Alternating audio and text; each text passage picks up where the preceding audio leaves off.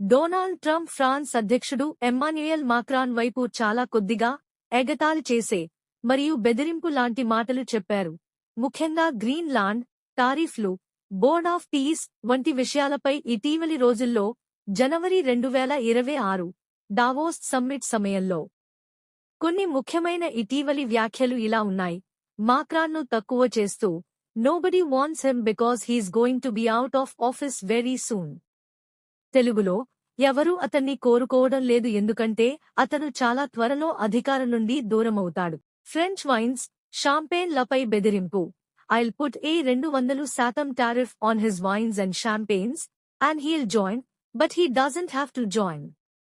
తెలుగులో, అతని వైన్స్ మరియు షాంపేన్లపై 200% టారిఫ్ వేస్తాను, అప్పుడు అతను చేరతాడు, కానీ చేరాల్సిన అవసరం లేదు.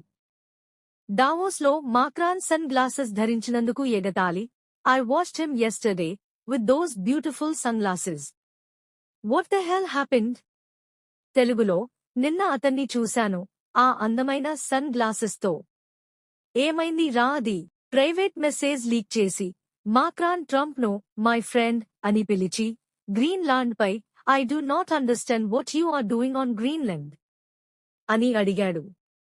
ట్రంప్ దాన్ని ట్రూత్లో పోస్ట్ చేసి, మాక్రాన్ పబ్లిక్గా వ్యతిరేకిస్తున్నా ప్రైవేట్గా భయపడుతున్నాడని చూపించాడు.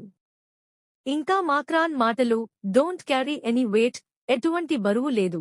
What he says doesn't matter, అతను చెప్పేది పట్టించుకోవాల్సిన అవసరం లేదు అని తక్కువ చేశాడు. వీరి సంబంధం ఎప్పుడూ హాట్ అండ్ కోల్డ్గా ఉంటుంది, కొన్నిసార్లు స్నేహపూర్వకంగా.